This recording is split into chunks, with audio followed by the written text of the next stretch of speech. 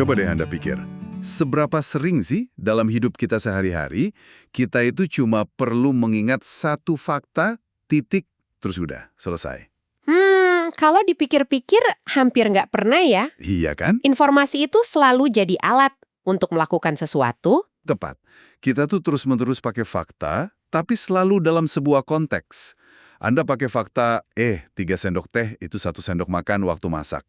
Atau Anda hubungkan fakta sejarah sama berita yang lagi Anda baca. Biar paham situasinya. Nah, intinya itu bukan pada tahu faktanya, tapi pada bisa menggunakannya.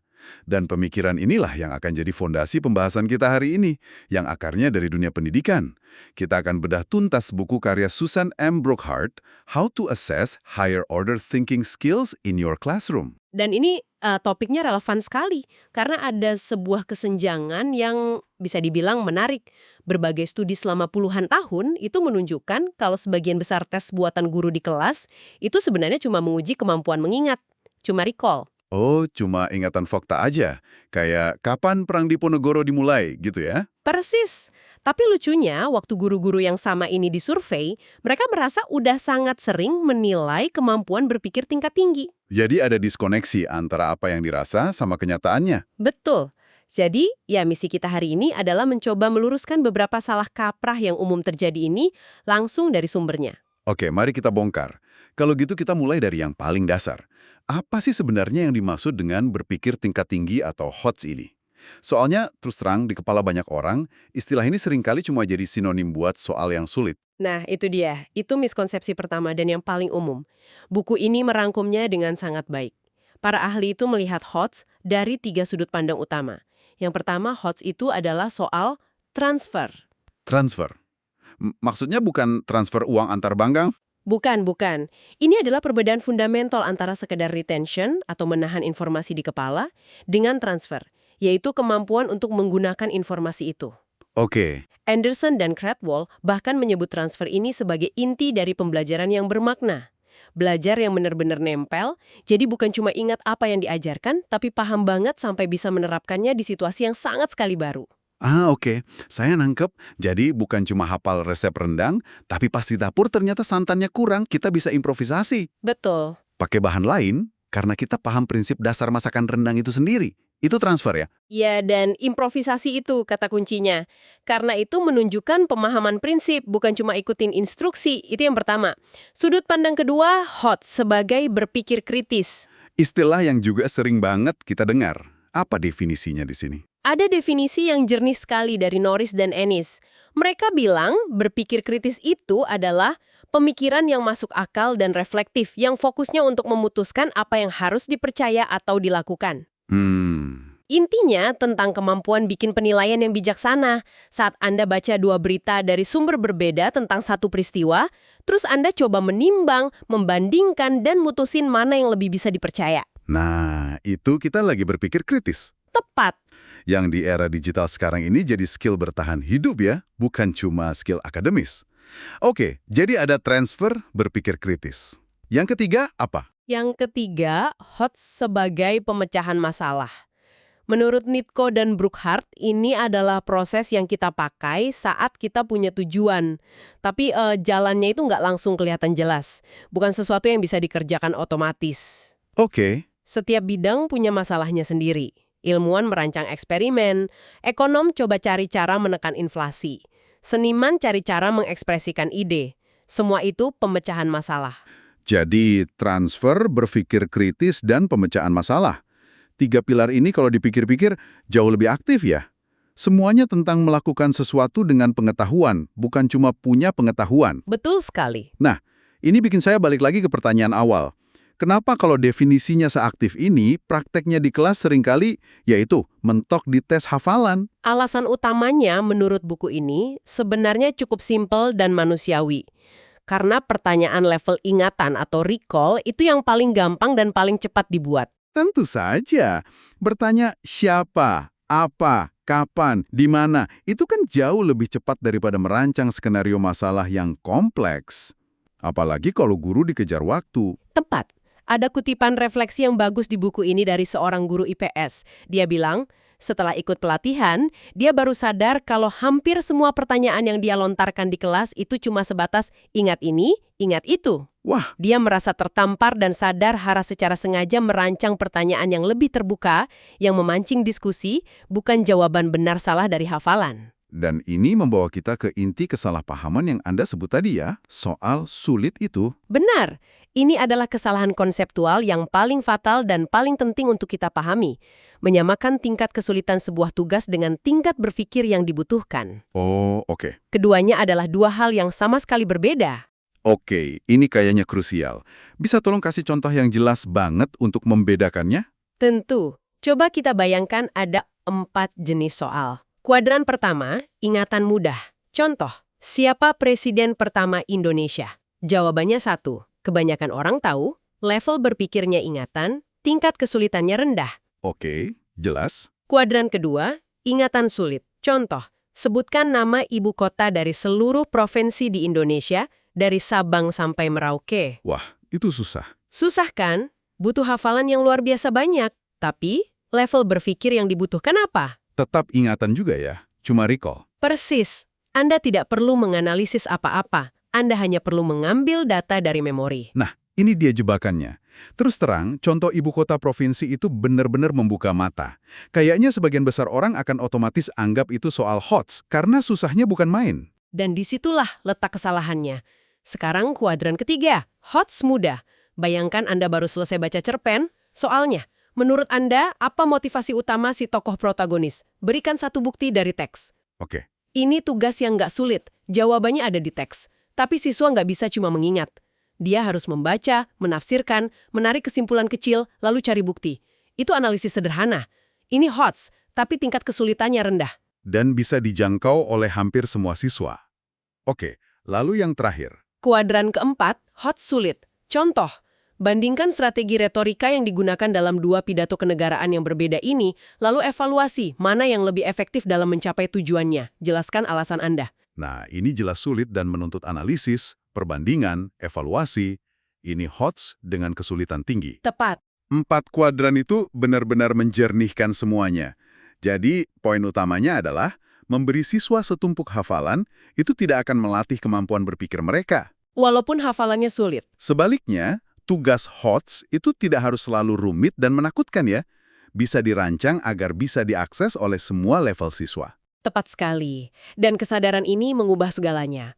HOTS itu bukan untuk siswa pintar saja, tapi untuk semua. Oke, jadi jebakan terbesarnya adalah menyamakan sulit menghafal dengan berpikir tingkat tinggi. Saya bisa bayangkan banyak dari kita jatuh ke perangkap itu. Nah, kalau kita sudah sadar, apa prinsip dasar yang harus dipegang untuk mulai merancang asesmen yang lebih baik? Buku ini menggarisbawahi 3 prinsip kunci. Prinsip pertama adalah gunakan materi pengantar atau stimulus. Artinya, berikan siswa sesuatu yang konkret untuk dipikirkan. Jangan bertanya di ruang hampa, gitu ya? Maksudnya ruang hampa di sini apa? Misalnya, hindari pertanyaan kayak, jelaskan simbolisme dalam novel Laskar Pelangi. Kenapa? Karena pertanyaan itu cenderung cuma mengukur apakah siswa ingat diskusi di kelas atau apa yang mereka baca dari internet. Jadi yang diukur ingatan tentang analisis, bukan kemampuan menganalisisnya itu sendiri. Semacam hafalan tentang pemikiran. Tepat. Sebaliknya, coba berikan sebuah kutipan satu paragraf kunci dari novel itu. Lalu pertanyaannya diubah jadi, analisislah bagaimana pengarang menggunakan bahasa dalam kutipan ini untuk membangun simbolisme harapan. Jadi sekarang siswa punya bahan mentah yang harus mereka olah saat itu juga. Benar. Stimulusnya bisa teks, data, gambar, studi kasus, apa saja. Tapi harus ada. Oke, itu masuk akal sekali. Harus ada objek untuk dianalisis. Prinsip kedua apa? Prinsip kedua, dan ini sering sekali terlewat, adalah gunakan materi yang baru atau novel material. Materi dalam soal haruslah sesuatu yang belum pernah dibahas persis di kelas. Wah, ini kayaknya menantang nih. Karena bukannya siswa sering protes, "Loh Pak, ini kan belum pernah diajarkan." Betul, dan disitulah letak kesalahpahamannya. Yang perlu diajarkan dan dilatih berulang kali itu keterampilannya, bukan konten soal ujiannya. Oh, Begini, kalau Anda mau menguji kemampuan siswa menganalisis puisi, ya selama di kelas, latih mereka dengan menganalisis puisi A, B, dan C. Tunjukkan caranya. Nah, saat ujian, Anda bisa dengan percaya diri kasih mereka puisi D yang baru dan mereka tahu harus berbuat apa. Jadi yang ditransfer itu skillnya, bukan hafalan pembahasannya. Persis. Kalau soal esai di ujian sama persis dengan yang sudah dibahas tuntas di kelas, itu bukan lagi menguji analisis. Itu jadi tes ingatan lagi. Kemampuan berpikir tingkat tingginya hilang. Ini benar-benar mengubah cara pandang. Oke, jadi prinsip pertama, gunakan stimulus. Kedua, gunakan materi baru. Apa yang ketiga? Prinsip ketiga itu sebenarnya membawa pemahaman kita dari 4 kuadran tadi ke level design, yaitu secara sadar pisahkan dan kontrol tingkat kesulitan dari tingkat berpikir. Jadi ini soal intensi ya, niat yang jelas. Benar. Sebagai perancang asesmen, guru harus jadi arsitek yang sengaja memutuskan. Oke, untuk tujuan X, saya butuh tugas HOTS yang mudah. Atau, untuk tujuan Y, saya butuh tugas ingatan yang sulit. Pengambilan keputusan ini harus disengaja, bukan kebetulan. Oke, jadi menggunakan stimulus, materi baru, dan secara sadar memisahkan tingkat kesulitan dari tingkat berpikir.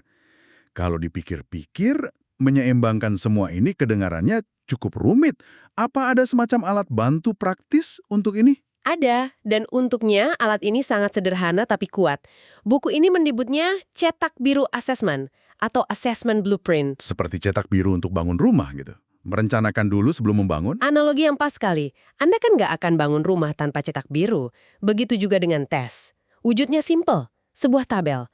Di satu sumbu, katakanlah di kolom, Anda tulis semua topik, konten yang mau diuji. Misalnya untuk pelajaran sejarah, penyebab revolusi, jalannya revolusi, dampak revolusi, gitu ya? Tepat. Lalu di barisnya untuk level kemampuan berpikirnya. Bisa pakai taksonomi Bloom yang disederhanakan. Mengingat and learn, memahami and analyze, menganalisis dan mengevaluasi evaluate. Jadi kita punya sebuah peta. Betul. Dan kuncinya adalah, sebelum Anda menulis satu soal pun, Anda tentukan dulu alokasi bobot untuk setiap bagian dari peta itu. Anda bisa putuskan, oke, untuk tes kali ini, saya mau 40% dari nilai itu mengukur ingatan, dan 60% sisanya untuk berpikir tingkat tinggi. Ini seperti bikin resep untuk tesnya dulu ya, memastikan komposisinya seimbang. Persis. Cetak biru ini memaksa Anda untuk lebih terencana. Saat mengisi tabelnya, Anda bisa langsung lihat, wah, ternyata porsi soal hafalan saya sudah terlalu banyak. Saya harus bikin lebih banyak soal di kolom menganalisis. Jadi, niat baik untuk mengajar HOTS itu jadi punya struktur yang jelas. Betul. Alat ini jadi jembatan antara niat baik dan praktik yang benar-benar valid dan seimbang. Mencegah kita hanya memasak apa yang paling mudah, yaitu soal-soal hafalan. Baik, setelah pembahasan yang dalam ini, rasanya penting untuk menarik beberapa benang merah utama. Pertama, yang paling fundamental, HOTS itu bukan soal yang sulit, tapi soal transfer pengetahuan, berpikir kritis, dan pemecahan masalah. Ini tentang apa yang Anda lakukan dengan pengetahuan. Sebuah pergeseran mindset yang krusial. Kedua, kesalahan terbesar yang harus dihindari adalah menyamakan sulitnya menghafal dengan kompleksnya berpikir. Mengingat semua nama ibu kota itu sulit, tapi itu tetap hafalan, bukan analisis. Ketiga, kunci dari asesmen HOTS yang otentik adalah penggunaan materi stimulus yang baru. Sesuatu yang memaksa siswa benar-benar berpikir saat itu juga. Bukan cuma menyetor hafalan dari kelas. Dan terakhir, alat bantu praktis seperti assessment blueprint itu luar biasa, mengubah niat baik menjadi sebuah rencana yang terstruktur. Dan jika kita tarik ke gambaran yang lebih besar, saat kita menerapkan fondasi ini, asesmen itu berhenti jadi sekedar alat untuk memberi stempel nilai.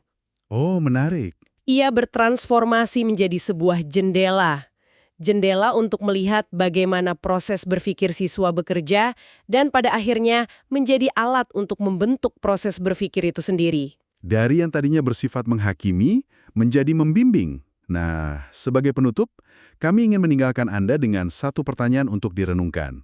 Setelah mendengar ini, coba ambil satu contoh soal ujian atau tugas yang pernah Anda buat. Atau mungkin pernah Anda kerjakan dulu. Lihat soal itu dan renungkan sejenak. Apakah tugas itu dirancang untuk mengungkap bagaimana seseorang berpikir, atau hanya untuk memeriksa apakah ia mengingat apa yang telah diajarkan?